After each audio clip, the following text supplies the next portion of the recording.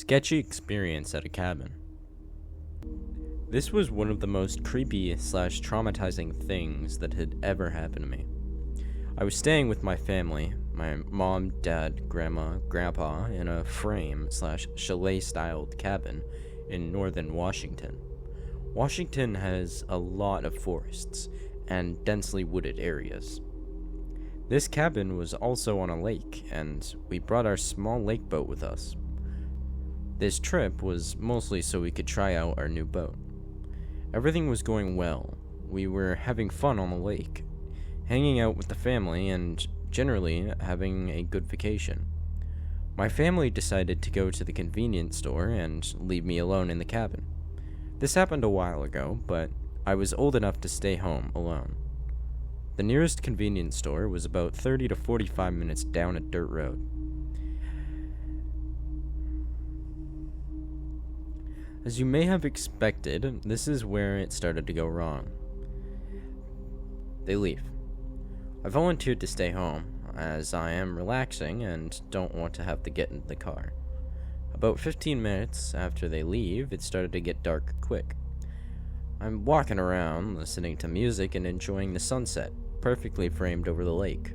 Generally, chalets have pretty large windows, and this specific cabin did not have curtains.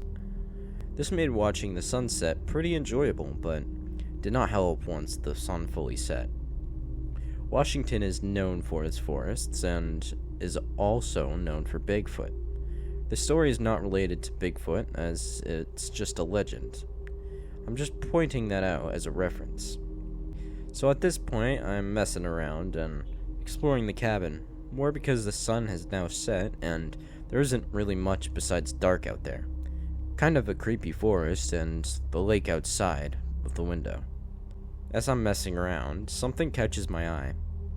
I swore I could have saw something, something moving, down by the small boat dock. About 125 meters down a small windy path / hill. I didn't really think much of it, as I was in the forest and there are many animals that could have been moving down there. Deer, moose, etc. At this point, I have forgotten about the movement I had saw, and I headed to the bathroom, which is down a hallway away from the window. While I was in the bathroom, I just got this terrible feeling like something was wrong. I wanted to go check to see if there was anything inside the cabin or anything outside. I couldn't do this, however, because I was, using the bathroom. The longer I stayed in the bathroom, the worse the feeling I got. Every drop of rain landing on the roof felt like the tick of a clock counting down to the end of the world. I quickly finished up in the restroom and practically sprinted down the hall. I looked out the large set of windows and saw nothing but lifeless forest, and the moonlight reflecting off the lake. I then start to feel that stereotypical feeling of being watched. Generally, nothing even is watching you. Or so you think. This time, there was something watching me. I turned around and looked down the hall at the other clear glass door at the end of my hallway. Standing on the other side of that door is a freaking deer, standing on 2 legs. My mind instantly screams, "Skinwalker!" I try not to acknowledge it.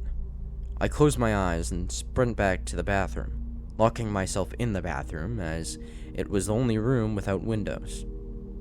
I sit there in silence, barely breathing, for what felt like 12 years. My family finally got back and I came out of the bathroom. Nothing was there, and after checking the next morning, there was no signs of anything had ever been there. You could choose whether to believe me or not. You can choose whether to believe that it was all in my head, but even if it was all in my head, it truly was a scary experience.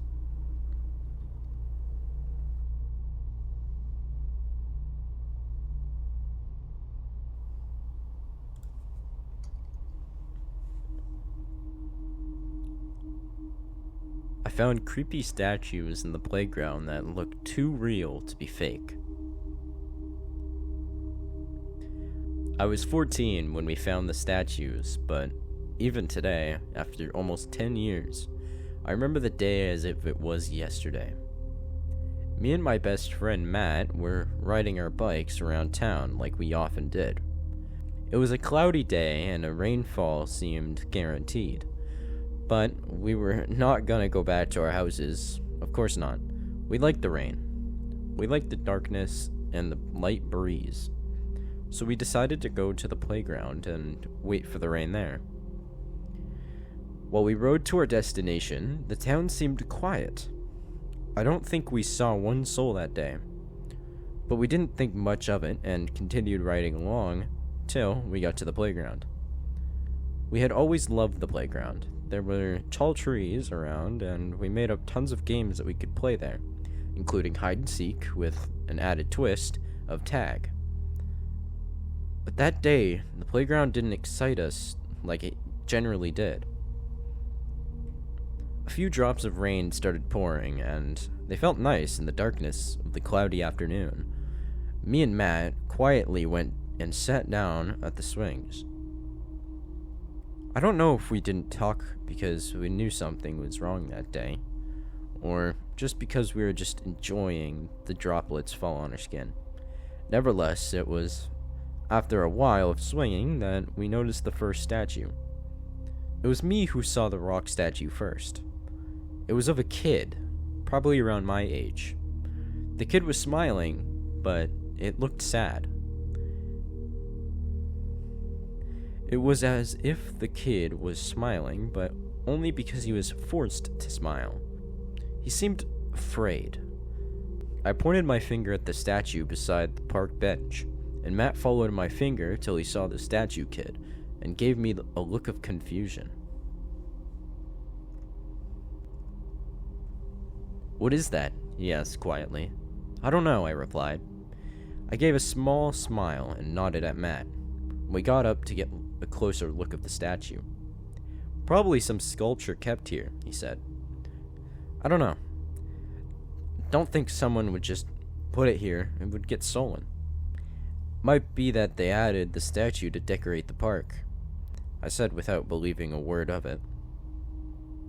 The truth is, I knew something was wrong, not only because the statue of the kid was creepy, but because I recognized the kid. I have seen him at my previous school. He was a real kid, but why was there a statue made of him? We got closer and started inspecting the statue. It was made from rock and felt rough. "Why is it hot?" Matt asked. "I have no idea," I replied. That's when Matt gasped and pointed to something behind a tree in front of us.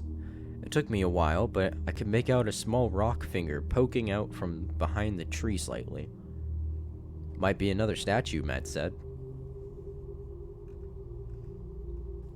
I looked at him, somehow feeling numb, despite all of the weird stuff I was witnessing.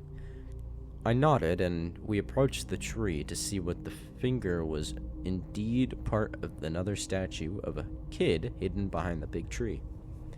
"Oh my god," Matt screamed in such a high pitch that I felt my heart flinch. "What is that?" I asked. "I know him. He's my neighbor," he said. Now clearly frightened and on the verge of crying, I looked at the statue and back at Matt. "Why are they making statues of kids?" I thought out loud. Matt started sobbing and shaking his head wildly. "No, no, no, no, no," he said. "We need to get out of here." He ran to his bike and rode away in the speed that seemed impossible. When he was out of sight, I seemed to have come out of some trance. I knew I needed to get out too. These statues didn't feel right. I started running towards my bike and heard something that should have never been possible. I heard two kids suddenly start crying behind me, one of whom's voice I recognized to be the quiet kid I used to know from another school. I didn't stop to look back. I just got on my bike and rode back to my house. It started raining heavily, and while going back to the house, the town now seemed normal. There were people in some shops, while some were walking in the rain under their umbrella. We never saw those statues again, and the kids we saw that day were reported as missing in a few days. I wonder if we could have helped them in any way.